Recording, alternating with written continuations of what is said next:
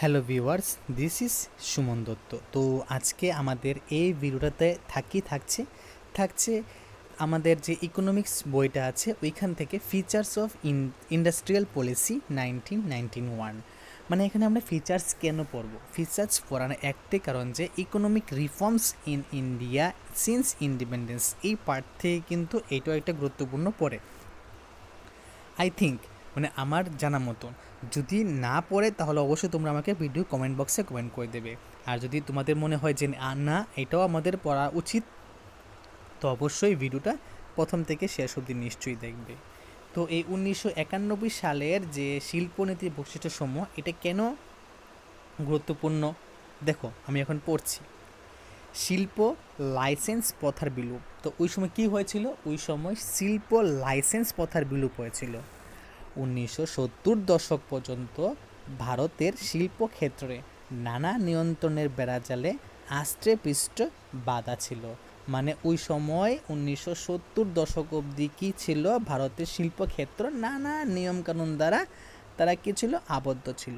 কিন্তু 90-এর দশকে অর্থনৈতিক সংস্কার প্রক্রিয়ার অঙ্গ হিসাবে 18টি বিশেষ ক্ষেত্র ছাড়াও শিল্পের লাইসেন্স প্রথার সম্পূর্ণরূপে বিলুপ্ত হয়েছে। ঠিক আছে, তো ওই বিলুপ্ত হওয়ার পরেই কিন্তু একটা উন্নতি তৈরি হয়েছিল তখন ভারতের মধ্যে। ওকে, তো ওই 18টি শিল্পের মধ্যে অন্যতম কি ছিল? অস্ত্রশস্ত্র নির্মাণ, বিপজ্জনক প্রকৃতির দ্রব্য, কয়লা, পেট্রোলিয়াম, চিনি, ওষুধ ও ভেষজ কাগজ, নিউজ প্রিন্টিং প্রভৃতি শিল্প। ঠিক আছে, তো বর্তমানে মাত্র 5টি শিল্পে, যেমন প্রতিরক্ষার যন্ত্রপাতি, শিল্পের বিস্ফোরক, ক্ষতিকারক রাসায়নিক দ্রব্য, অ্যালকোহল, সিগারেট ইত্যাদিতে কি হয়?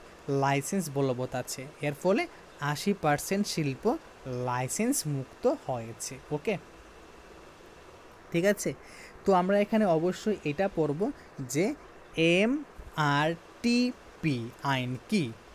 মনোপলিস and restrictive trade practice act 1970 খ্রিস্টাব্দে জারি হয়, যাতে শিল্প সংস্থাগুলির মধ্যে প্রতিযোগিতার বাতাবরণ তৈরি হয়। তারপর এখানে কি? MRTP আইন শিথিলকরণ। আগের শিল্পনীতিতে যে শিল্পের পরিসম্পদের মূল্য 100 কোটি টাকা বা তার বেশি, সেগুলি একচেটিয়া নিয়ন্ত্রণমূলক আইনের অধীনে ছিল।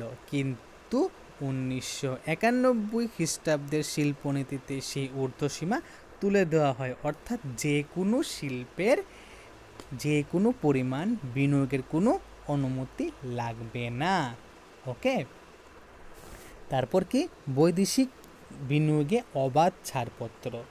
এই শিল্পনীতির একটি উল্লেখযোগ্য বৈশিষ্ট্য হলো বৈদেশিক বিনিয়োগের অবাধ প্রবেশের কি সুযোগ করে দেওয়া। ওকে, অর্থাৎ এই যে বহুজাতিক প্রতিষ্ঠান আছে MNCs অনুপ্রবেশ সুনিশ্চিত হলো। 2012 খ্রিস্টাব্দের ডিসেম্বর মাসে খুচরা ব্যবসায়ীদের কি হয়? বিদেশে বিনিয়োগের ছাড়পত্র দেওয়া হয়েছিল। ওকে, রুগ্ন শিল্পের পুনরুজ্জীবন। নয়া শিল্পনীতিতে রুগ্ন ও অলাভজনক শিল্পগুলির পুনরুজ্জীবনের জন্য শিল্প ও আর্থিক পুনর্গঠন বোর্ড, মানে BIFR, board of industrial and financial reconstruction, এখানে একটা ফুল ফর্ম আছে, এটা অবশ্যই শিখে রাখবে, কাজে লাগবে আই থিঙ্ক। তো এর কাছে পাঠানোর সিদ্ধান্ত হয়। এই সংস্থাটি যে কোনো শিল্পের কাজকর্ম পর্যালোচনা করে বাতিল করার দায়িত্ব পেল। রুগ্ন শিল্পের ক্ষেত্রে শ্রমিক কর্মীদের ক্ষতিপূরণ দিয়ে স্বেচ্ছা অবসর গ্রহণ করার নীতি গ্রহণ করা হয়েছে, যাকে বিদায় নীতি মানে এক্সিট পলিসি বলা হয়।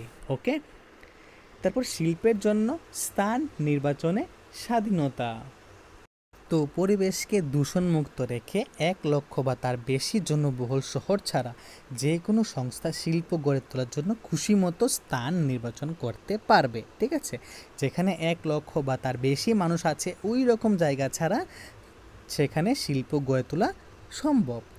বৈদেশিক প্রযুক্তির অবাধ প্রবেশ।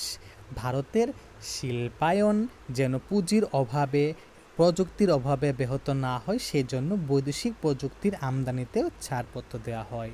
শতকরা 51% পর্যন্ত অংশীদারি পুঁজিতে বিদেশে সংস্থার অংশ থাকবে বলে বলা হয়। তাছাড়া ফেরা আইনের বদলে ফেমা আইন চালু করে অবাধ বিদেশি পুঁজি প্রবেশের সুযোগ বাড়ানো হয়েছে। সরকারি ক্ষেত্রে সংকোচন। সরকারি ক্ষেত্রে ক্রমবর্ধমান ক্ষতি, বৈদেশিক ঋণের বোঝা কমাতে এবং ভর্তুকি কমাতে সরকারি ক্ষেত্রের পরিধি ও ভূমিকার সংকোচন করা হয়েছে। যোগাযোগ ও পরিবহন ব্যবস্থা থেকে জীবন বিমা, তারপর ব্যাংকের মতো সংস্থায় দেশি বিদেশি পুঁজির দরজা খুলে দেওয়া হয়েছে। কিন্তু পাশাপাশি সরকারের ক্ষেত্রে উন্নয়নের জন্য তাকে মেমোরেন্ডাম অফ আন্ডারস্ট্যান্ডিং বা বোঝাপড়া চুক্তিকে কার্যকর করা হয়েছে। বিনিয়োগে সরলীকরণ। অগ্রাধিকার প্রাপ্ত নয় এমন কিছু শিল্পের ক্ষেত্রে বিনিয়োগের পদ্ধতিকে সরলীকরণ করা হয়েছে। বিদেশি বড় সংস্থাগুলির সঙ্গে আলাপ আলোচনার জন্য বৈদেশিক বিনিয়োগ উন্নয়ন বোর্ড গঠন করা হয়েছে। মানে বিদেশি মানুষের সাথে আলোচনা করার জন্য বৈদেশিক বিনিয়োগ উন্নয়ন বোর্ড চালু করা হয়েছে। এই বোর্ডকে ইকুইটির 51%-এর বেশি মূলধন বিনিয়োগের বিষয়টি বিবেচনার জন্য নির্দেশ দেওয়া হয়েছে। ওকে, ক্ষুদ্র শিল্পের প্রতি গুরুত্ব প্রদান। বৃহৎ শিল্পের জন্য দরজা খুলে দেওয়াই হলো ক্ষুদ্র শিল্পের জন্য একগুচ্ছ কর্মসূচি গ্রহণ করা হয়েছে। সরকারি ক্ষেত্রের ভূমিকা হ্রাস। 1956 খ্রিস্টাব্দে শিল্প উন্নয়নের প্রস্তাবে 4টি গুরুত্বপূর্ণ শিল্পের মালিকানা ও পরিচালনায় রাষ্ট্রীয় ক্ষেত্রে রাখা হয়। 1991 খ্রিস্টাব্দে শিল্প নীতিতে তা কমিয়ে 8টিতে রাখা হয়, যথা অস্ত্রশস্ত্র, পারমাণবিক শক্তি, কয়লা ও লিগনাইট, রেল পরিবহন, খনিজ তেল, সোনা, হীরা, আকরিক লোহা। আবার 1993 খ্রিস্টাব্দে ওই 8 তালিকা থেকে আকরিক লোহা, ম্যাঙ্গানিজ, সালফার, তামা, দস্তা, তারপর সীসা ইত্যাদিকে শিল্প থেকে বাদ দেওয়া হয়েছিল। ওকে, পুনরায় 1998 থেকে 1999 খ্রিস্টাব্দে কয়লা ও লিগনেটাইট খনিজ তেলকে সংরক্ষিত করার ক্ষেত্রে বাদ দেওয়া হয়। 2001 খ্রিস্টাব্দে মে মাসে অস্ত্রশস্ত্র উৎপাদনকে বেসরকারি হাতে তুলে দেওয়া হয়। এখনও পর্যন্ত 3টি প্রধান শিল্প সরকারের ক্ষেত্রে অধীনে আছে। বেসরকারীকরণ। অর্থনৈতিক সংস্কার প্রক্রিয়ার অঙ্গ হিসাবে খোলা জানলা নীতি গ্রহণ এবং বিভিন্ন সরকারি রুগ্ন ও অলাভজনক সংস্থাগুলিকে board for industrial and financial রিকনস্ট্রাকশনের সুপারিশের মতো বেসরকারীকরণ করা হবে। অন্যান্য সরকারি ক্ষেত্রে উপযুক্ত ব্যবস্থাপনার জন্য মৌয়ের উপর ছেড়ে দেওয়া হবে বলে ঘোষণা করা হয়। প্রত্যক্ষ বিদেশি বিনিয়োগ।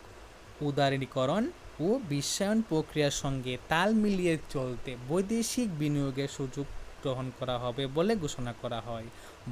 বিভিন্ন বহুজাতিক সংস্থাগুলি ভারতে তাদের প্রযুক্তি হস্তান্তর, বাজার ব্যবস্থাপনায় এবং আধুনিক ব্যবস্থাপনা নীতি গ্রহণ করে উৎপাদন করতে পারবে। এমনকি 51% ইকুইটি শেয়ার করে তারা কিনতে পারবে এবং রপ্তানি কাজকর্মকে উৎসাহিত করতে পারবে। সর্বোপরি ভারতের পূর্বতন মিশ্র অর্থনৈতিক কাঠামো পরিবর্তন করে শিল্পকে সম্পূর্ণরূপে নিয়ন্ত্রণ করে দেওয়া হবে। এমনকি সরকারের ক্ষেত্রে শেয়ারের কিছু অংশ বিভিন্ন মিউচুয়াল ফান্ড, আর্থিক প্রতিষ্ঠান, সাধারণ কর্মী, বহুজাতিক প্রতিষ্ঠানকে বিক্রি করা হবে। তো লাস্টের যে 2টা পার্ট আছে আমি তোমাদেরকে দিয়ে রাখলাম, তোমরা একটা স্ক্রিনশট নিয়ে রাখো, কারণ আমি চাই না যে একটা ভিডিও 8 থেকে 9 মিনিটের বেশি হোক, কিন্তু অনেক সময় হয়ে যায়। তো আমি চাইবো যে এই বাকি 2টা পয়েন্ট তোমরা অবশ্যই স্ক্রিনশট দিয়ে রাখো। তো 1991 খ্রিস্টাব্দে যে শিল্পনীতির বৈশিষ্ট্যসমূহ এখানে শেষ করলাম। যদি ভিডিও ভালো লাগে থাকে অবশ্যই ভিডিও শেয়ার করবে এবং তোমাদের কাছে ভালো লাগে থাকলে অবশ্যই লাইক করে দেবে ভিডিও নিচে, ঠিক আছে? লাইক করতে বেশি কিছু না, জাস্ট একটা প্রেস করবে। তো দেখা হচ্ছে একটা গুরুত্বপূর্ণ ভিডিওতে, এবং প্রথম থেকে শেষ অবধি যে দেখেছো তোমাদেরকে অসংখ্য ধন্যবাদ।